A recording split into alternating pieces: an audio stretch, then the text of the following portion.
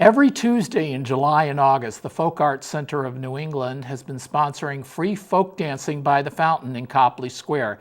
To kickstart the 2013 series, organizers have scheduled the band Free Raisins, which performed on July 2nd, to provide live music. Joining me now to discuss this great Boston tradition are a couple of longtime Copley Square folk dancing enthusiasts, Lynn Heineman, who was here last year, and Jeff Kaufman, a member of the Free Raisins and a caller himself. Welcome to Neighborhood Network News. Thank you.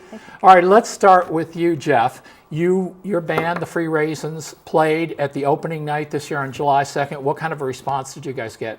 The response was great. Lots of people seemed to be having a good time. We had 3 full sets of dancers. It was really good. And what instrument do you play in this? I play mandolin, primarily. I see. And so there were about like 100 or 150 people there? Yeah, something like that. Yeah. All right. Now, what happened the next week, Lynn? Well, the following week there was inclement weather, so the Folk Arts Center of New England actually canceled the event because there was another live band playing, which played, I believe, Bulgarian music, and they don't want their instruments to get ruined.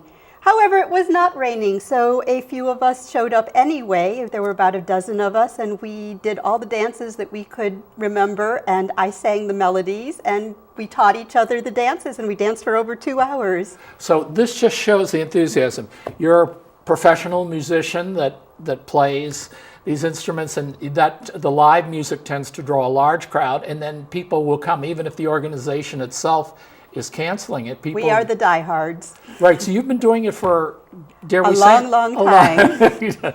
Now, you're a caller. Do you want to explain to people what that involves? So, contra dance is done to live music, and there's a person who tells you what to do. They teach every dance before you do it, and that's the caller's role. So they walk everyone through the dance, telling them what moves they're going to need to do, and then as the dance is running, they tell you what to do right before you have to do it. So you don't have to memorize. Now, from the little bit that I've done with square dancing, usually the callers would tell the men what to do, and sometimes the women know, oh, when they tell the men to do this, then we girls do that. Is that sort of the way it is with? Or does no, it's not. So the calls are to everyone. There'll be things like do-si-do your partner, and everybody do-si-dos their partner. Yeah. All right. Now, how big, for people who's, first of all, this is free, we should say, and it's been going on, since 1971 or something like that, right here in Copley. But how do people become real folk dancing enthusiasts? Isn't that true that people come by one night and then it's never the same? Once you get dragged in, some people really do need to get dragged in, they discover how much fun it is, and it's not difficult. You either pick up the first step. dances. The first dances aren't difficult, right? No, they're all easy. You learn the pattern. Some of them are a little hoppier. They're a little more energetic, and that way you can say you're getting your exercise for the evening. But they're all taught, and even if you're just moving around the circle in the direction of motion, you're engaged with other people. With all kinds of people you didn't know. Now, contra dancing is separate from square dancing and folk dancing in a certain way. How would you distinguish it? There's people that just say sometimes they wear special shoes for contra dancing, right, indoors? Yeah, though you wouldn't do that at this sort of event. Oh, yeah, but I'm just bricks. saying, yeah, but I mean, what is, isn't contra dancing like maybe what Americans did a long time ago, or what you see in Jane Austen things? Right, so contra dancing it's a lot like square dancing. The main difference is instead of doing it in squares, you do it in long lines. And it's the traditional dance form in this part of the country, in New England. In other parts of the country, the traditional form is square dancing. But they're very closely related. Right, so what we're saying is the people that do contra dancing are doing what, I don't know, even back to the Pilgrims? Was it that far, or how far back? I mean, there have been changes over the years, but it's sort of in the same sense that the English we speak is different from the English that, like, Chaucer wrote. Yeah. But there's a continuous range of changes bringing you all the way back, bringing contra dance sort of all the way back to the way people were dancing at the time the country was colonized. All right, and tell us about the Free Raisins. what besides the mandolin, which you're playing, Our- what our- other instruments are there? Are Right, they our instrumentation is we have a piano player, a fiddle player, and then I play mandolin. And is there singing, or is this is all No musical? singing. Yeah, it's all instrumental. Some of it is there are bands will occasionally sing, but singing is difficult because the caller is talking. Yeah. And singing and when there's someone talking and someone else singing, it's hard to tell things apart. And intelligibility is really important. You have to the dancers have to understand what they're being told to do.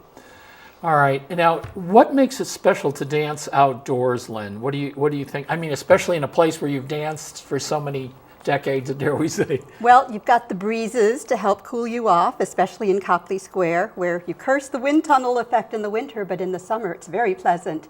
It gets dark, so no one can see when you make a mistake. That's very appealing to some people. And Especially since the dances get harder.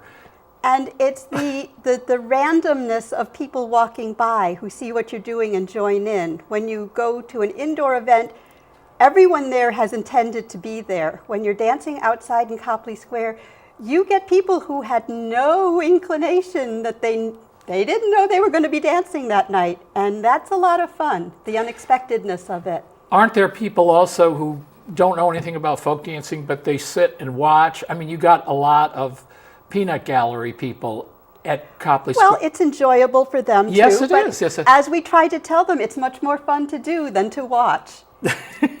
How is contra dancing and folk dancing increasing or decreasing, would you say, in New England in general, not just here, but I would say in New England right now, contra dancing is definitely becoming more popular.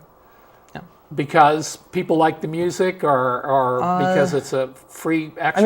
mean, yeah, people start dancing, they like it, they bring their friends, we have more dancing. All right. So two things we got to mention. One, on when is it? July 23rd. 23rd, yes. And there's a rival band to theirs. What's the name of it? Perpetual Emotion. Right. And they're a very popular band. The square will be filled with people. So that's a good place to lose your identity. So we're there. And then just remember, it's every Tuesday. I mean, and they should go to the website, which is what? www. FACONE And then, .org. all right. Thank you both for coming, and thanks for keeping this tradition alive.